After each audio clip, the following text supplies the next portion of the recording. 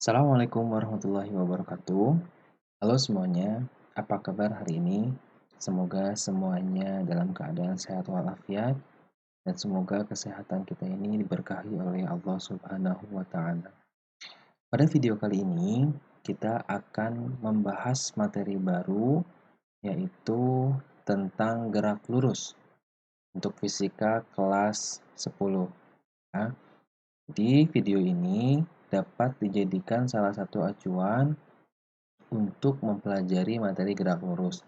Tentunya selain dari proses belajar yang dilakukan oleh Ananda semua secara mandiri, bisa lewat internet atau dari video YouTube lainnya. Oke.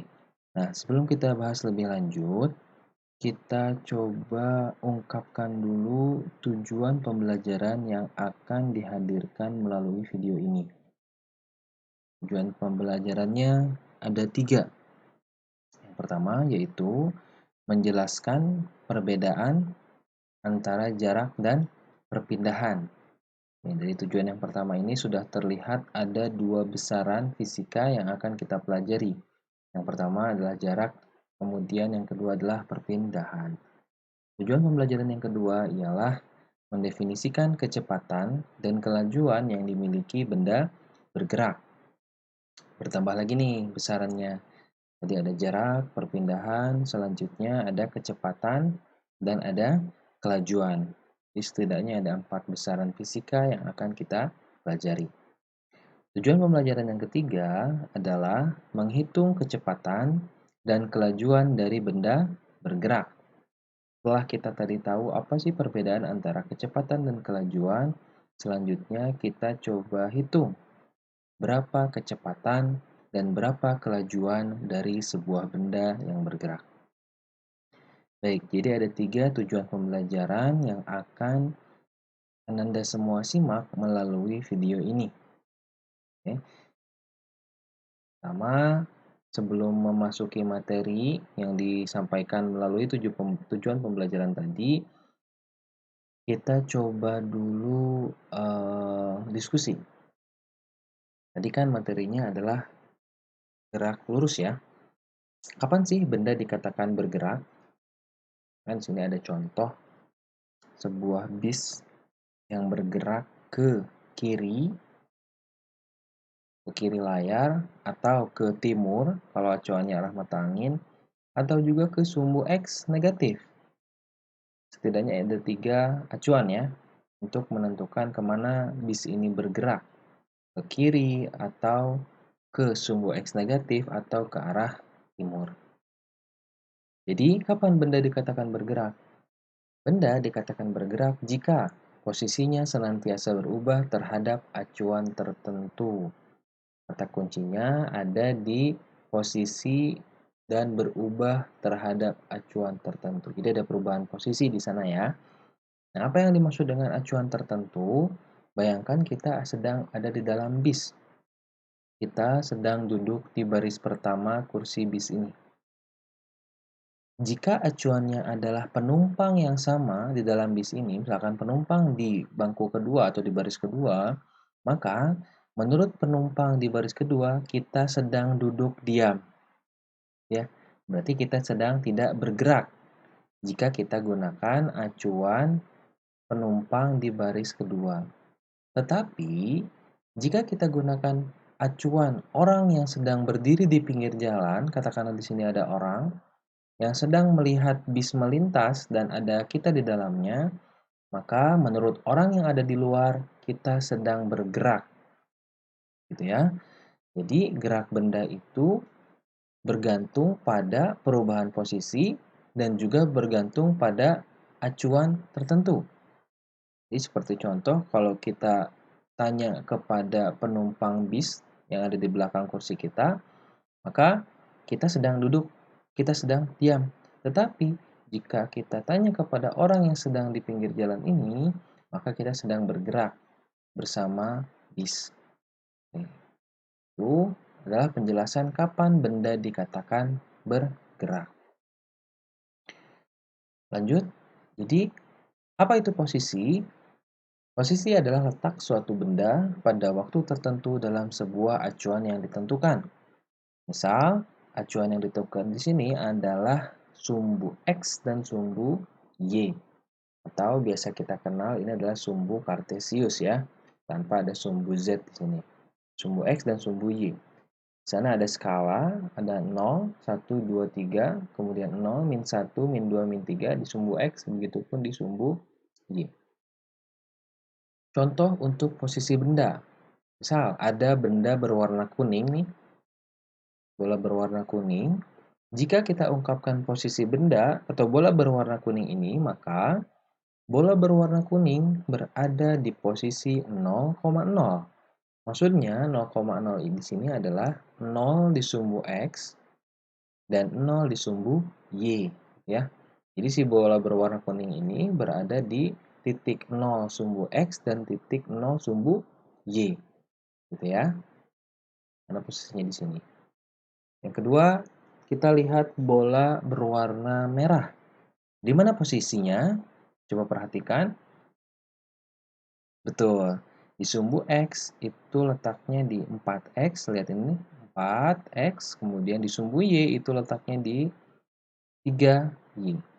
Jika kita ungkapkan dalam kalimat, maka bola berwarna merah berada di posisi 4,3. 4 menunjukkan posisi sumbu X, di sini ya, titik sumbu X, sementara 3 menunjukkan posisi di sumbu Y.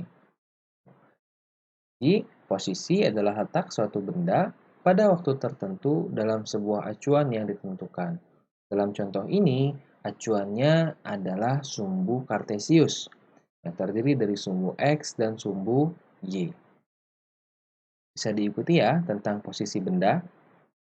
Oke, kita lanjutkan. Jarak dan perpindahan benda. Bahasan ini adalah kelanjutan dari bahasan posisi benda barusan. Nah, masih sama menggunakan sumbu X dan sumbu Y. Perpindahan adalah perubahan posisi benda. Oke, tadi posisi sudah kita bahas ya. Selanjutnya, jarak adalah panjang lintasan yang ditempuh benda. Kita contohkan. Lihat nih, bola berwarna merah, posisinya di mana? Posisinya ada di sumbu X ya, tidak di sumbu Y. Di sumbu X ada di min 3, sehingga kalau diungkapkan ini adalah min 3,0. Min 3 untuk sumbu X, 0 untuk sumbu Y. Kita tuliskan ini adalah posisi A. Selanjutnya, benda bergerak ke sebelah kanan atau ke sumbu X positif dan berhenti di titik B atau di posisi B. Ini kan berarti berpindah posisi ya. Asalnya di min 3 berpindah ke positif 4. Bendanya bergerak lagi ke posisi C. Posisi C ini berada di titik X-nya di 0, Y-nya juga di 0. Kita kasih keterangan bola merah bergerak dari titik A, kemudian berpindah ke B, selanjutnya ke titik C atau posisi C. Kita ulang lagi ya. Nah, yang A itu ada di posisi min 3, kemudian bergerak ke B, posisinya ada di positif 4, sumbu X. Selanjutnya, bola berpindah ke titik atau posisi C. Titiknya ada di 0,0, X-nya 0, Y-nya 0. Jarak tempuh benda dari titik A ke B, dari A, sebentar ini kita ganti dulu pointernya. Dari titik A ke B adalah 7 satuan. Dari mana 7? Tadi kan A-nya min 3 ya. A itu A ke B 1, 2, 3, 4, 5, 6, 7 ya. Jadi jarak tempuh benda dari titik A ke B adalah 7 satuan. Sementara jarak tempuh benda dari titik B ke C, ini B ke C itu ada 4 satuan. Kita hitung ya, 1, 2, 3, 4. Jadi B ke C-nya ada 4 satuan. Jika ditotal, maka jarak keseluruhan atau jarak total yang ditempuh benda adalah 11 satuan. Satuan yang dimaksud bisa meter, kilometer, dan seterusnya ya. Tetapi di sini tidak diketahui apa satuan. Maka ditulis saja satuan. Dari A ke B-nya 7 satuan, dari B ke C-nya 4 satuan. Jadi jarak totalnya adalah 11 satuan. Itu jaraknya. Bagaimana dengan perpindahannya? Lihat, benda atau bola merah itu bergerak dari A ke B, B ke C. Posisi awalnya ada di A, sementara posisi akhirnya ada di mana? Ya, betul, ada di C. Awalnya di A, bergerak sehingga akhirnya ada di C. Ini posisi awal benda adalah A. Di A, gerak benda terakhir ada di C. Jadi, sebelum ke C kan ke B dulu ya, tetapi posisi awalnya itu ada di A, posisi akhirnya ada di C. Sehingga benda berpindah dari A ke C. Tuh ya. Jadi awalnya kan di A tuh, akhirnya di C. Jadi bisa dikatakan benda berpindah dari A ke C atau ke arah sumbu positif, sumbu X positif. Seberapa besar perpindahannya? Kita hitung. A-nya di sini, C-nya di sini. 1, 2, 3. Sehingga perpindahan benda itu adalah 3 satuan ke arah sumbu X positif. Itu ya. Jika belum dipahami, silahkan diulang videonya di bahasan tentang jarak dan perpindahan. Kita lanjut. Dalam menentukan perpindahan, tadi dalam contoh ini adalah benda berpindah dari A ke C, posisi awalnya A, posisi akhirnya C, perlu disertakan keterangan kemana benda berpindah. Dalam contoh ini, benda berpindah dari A ke C, atau menuju ke kanan, atau ke barat, atau ke sumbu X positif. Karena kita sertakan arah kemana benda berpindah, maka besaran tersebut atau besaran perpindahan adalah merupakan besaran vektor. Karena kita harus sertakan arah dari perpindahan. Sementara untuk jarak tempuh, tadi kan sebelum ke C itu benda ke B dulu ya. A ke B, kemudian B ke C. Untuk jarak tempuh tidak perlu disertakan arah, sehingga jarak, ini maaf ketipu, jarak merupakan besaran skalar. Kita simpulkan bahwa perpindahannya itu vektor, sementara jarak adalah skalar. Titik acuannya kenapa vektor, kenapa skalar? Karena di vektor harus disertakan arah. Di perpindahan harus disertakan keterangan arah. Itu perbedaan antara jarak dan perpindahan dari sebuah benda. Mudah-mudahan bisa diikuti. Kalau tidak, sekali lagi silahkan diulang video ini di bahasan jarak dan perpindahan. Bahasan selanjutnya adalah kelajuan dan kecepatan. Misalkan, coba perhatikan bis yang tadi. Bis yang tadi itu bergerak ke arah kiri, atau ke timur, atau ke sumbu X positif. Di bawahnya ada keterangan speedometer ya. Kita lihat jarumnya menunjuk kurang lebih 70 miles per hour. Jadi bergerak ke kiri atau ke timur dengan besar 70 miles per hour. Nah, bagaimana kalau misalnya bis ini putar balik? Nah, ke sebelah kanan. Bagaimana dengan speedometernya? Nah, speedometernya meskipun bisnya bergerak ke arah yang berlawanan, atau ke kanan, atau ke barat, atau ke sumbu X positif, speedometer tetap menunjukkan angka yang sama, meskipun arahnya berbeda. Sehingga, lihat dari kedua contoh ini, yang ditunjukkan pada speedometer termasuk besaran vektor atau skalar kira-kira.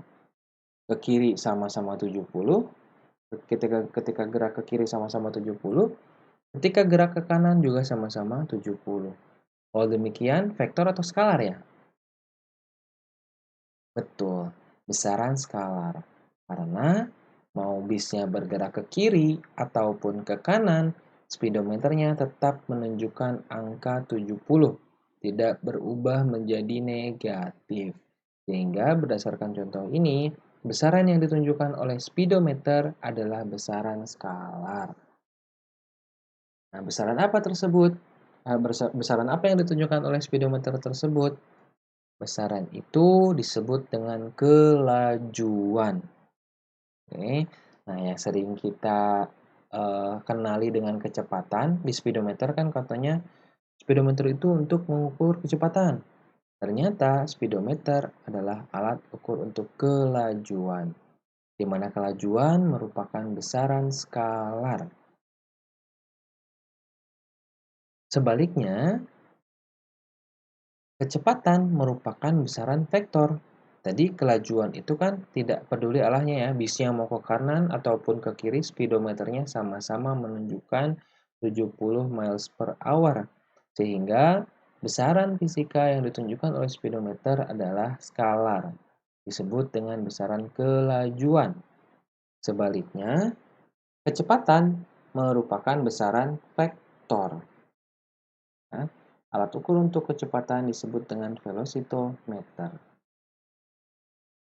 Mungkin Anda semua bertanya-tanya, apa sih perbedaan kelajuan dan kecepatan?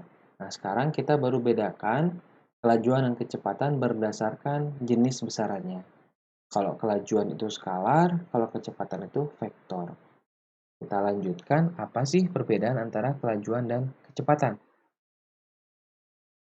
Nah, ini. Baik. Untuk menentukan kecepatan, kita gunakan acuan perpindahan posisi. Tadi ingat ya, di beberapa menit video ini, beberapa menit ke belakang, posisi adalah besaran vektor. Ingat, besaran vektor itu penulisannya harus disertai dengan tanda panah di atas lambang besaran tersebut. Sementara kelajuan karena merupakan besaran skalar, maka acuannya adalah jarak. Kelajuan adalah jarak dibagi dengan waktu tempuh. Itu ya perbedaannya ya. Coba diingat bahwa kecepatan adalah besaran vektor. Untuk menentukannya, kita gunakan perpindahan posisi dibagi dengan waktu tempuh. Sedangkan kelajuan adalah besaran skalar, di mana untuk menentukan kelajuan kita bagi antara jarak dibagi dengan waktu tempuh.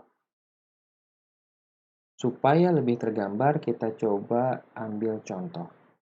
Sebuah benda bergerak dari titik A, B, C, kemudian ke D, dengan lintasan seperti ditunjukkan pada gambar. Yang di titik A bergerak ke arah X positif atau ke kanan atau ke barat menuju titik B. Dari titik B, dia bergerak ke utara atau ke atas atau ke sumbu Y positif, disebut dengan titik atau posisi C. Terakhir, benda ini bergerak ke kiri atau ke sumbu X negatif atau ke timur, disebut dengan titik D. Jarak antara ke B adalah 200 meter. Si benda ini memerlukan waktu 20 detik untuk berpindah dari A ke B. Sementara dari B ke C, jaraknya 100 meter, diperlukan waktu 10 detik. Dari C ke D, jaraknya adalah 200 meter, diperlukan waktu 20 detik. Jika ditanyakan berapa kelajuan benda, perhatikan di sini. Kelajuan itu yang kiri ya, yang tidak ada tanda panahnya. Kelajuan adalah jarak dibagi dengan waktu tempuh. Sehingga jaraknya itu adalah jarak dari A ke B, kemudian dari B ke C. Jarak A ke B di sini disimbolkan dengan SAB. S itu simbol jarak, S kecil. Kemudian jarak dari B ke C disimbolkan dengan SBC. Terakhir, jarak antara C ke D disimbolkan dengan SCD. Waktu tempuh dari A ke B disimbolkan dengan TAB. Sementara waktu tempuh dari B ke C, TBC. Kemudian waktu tempuh dari C ke D adalah TCD. Kita jumlahkan. Jarak A ke B itu 200 meter. Jarak B ke C 100 meter. Jarak C ke D 200 meter. Yang ditulis nih. TAB-nya 20 detik. TBC-nya 10 detik. TCD-nya 20 detik. Kita jumlahkan. V atau kelajuan adalah 500 dibagi 50 detik, sama dengan 10 meter per detik. Di dalam 1 detik, benda ini bisa menempuh jarak sejauh 10 meter. Itu untuk kelajuan. Jadi kita gunakan jarak dibagi dengan waktu tempuh. Berapa kecepatan benda? Coba perhatikan, tadi kan kecepatan itu acuannya adalah posisi ya. Nah, benda ini bergerak mulai dari posisi A, berakhir di posisi D, gitu ya. A ke D. Jadi kalau misalkan dilihat perpindahan posisinya dari A ke D. Panjang AD itu sama dengan panjang BC ya, karena ini persegi. Oke. V atau kecepatan adalah perpindahan dibagi waktu tempuh. Perpindahannya dari A ke D sehingga dituliskan SAD ke arah D ya atau ke utara dibagi dengan waktu A ke B, waktu B ke C, kemudian waktu C ke D. SAD-nya 100 meter, kemudian TAB-nya 20, TBC-nya 10, TCD-nya 20. 100 meter dibagi 50 detik. Jawabannya kecepatan adalah 2 meter per detik dari A ke D. Nah, di sini pentingnya ada imbuhan arah sebab kecepatan adalah besaran vektor yang harus disertai dengan arah kemana benda bergerak. Nah, itu perbedaan antara kecepatan dan kelajuan. Kalau kecepatan, dia acuannya adalah perpindahan posisi. Ya, perpindahan posisi. Sementara kalau kelajuan acuannya adalah jarak tempuh atau panjang lintasan yang dilalui oleh benda. Kita coba simpulkan tujuan pembelajaran hari ini. Tadi kita sudah bedakan antara jarak dan perpindahan. Mana yang vektor? Betul. Yang vektor adalah perpindahan. Sementara yang skalar adalah jarak. Sehingga untuk menentukan atau menuliskan perpindahan, kita perlu menyertakan arah. Kedua, mendefinisikan kecepatan dan kelajuan yang dimiliki benda bergerak. Kecepatan dan kelajuan mana yang skalar?